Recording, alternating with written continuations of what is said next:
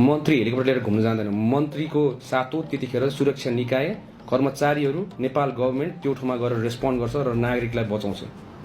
त्यसको लागि helicopter use हुन्छ, कसैको भ्रमणको लागि युज हुँदैन। एन्ड टोटली क्लोज कुनै कुरामा यस्तो मन्त्री गएर त्यहाँ निरीक्षण गर्ने कामहरूमा हैन यस्तो कुरामा गर्नु पर्दैन। इफ इन केस नेसेसरी छ भने त्यतिखेरबाट सुरक्षा निकायसँगै जान्छ, तर उसको स्वकीय सचिव उसको आफ्नो आसेपासीहरू लिएर कोही पनि मन्त्री जाँदैन। अबदेखि रेस्पोन्ड गर्न, त्यहाँ निरीक्षण गरेर आँखाले निरीक्षण गर्ने होइन, टिमले काम गर्ने हो। बरु त्यहाँ 2-4 जना सुरक्षा निकाय पठाउन सक्यौँ भने त्यो ठाउँमा अझै इम्प्याक्ट राम्रो पर्छ।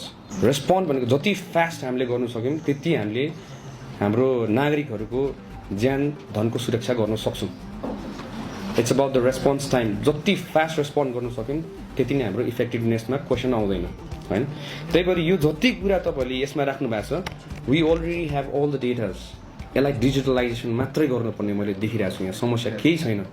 सो यसपालिको डिजास्टर केही भइहाल्यो भने इट्स आवर रेस्पोन्सिबिलिटी। हाम्रो टाउकोमा हो त्यो चाहिँ हामीले बुझ्नुपर्छ। त्यो मान्छेको ज्यान र त्यो मान्छेको परिवारलाई केही भएको खण्डमा चाहिँ हामीले राम्रो काम नगरेर हुनसक्छ, हाम्रो लापरवाहीले हुनसक्छ। त्यसलाई ध्यान दिएर यसपालि काम गर्नु होला। Thank you very much every one.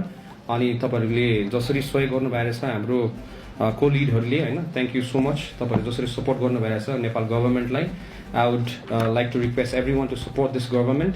At the same time I understand कतिजनाको अब तपाईँको यो एक्सपिरियन्स नहोला हामीसँग काम गर्ने। हामी एउटा एकदमै फास्ट स्पिडमा हामीले काम गरिरहेको छौँ।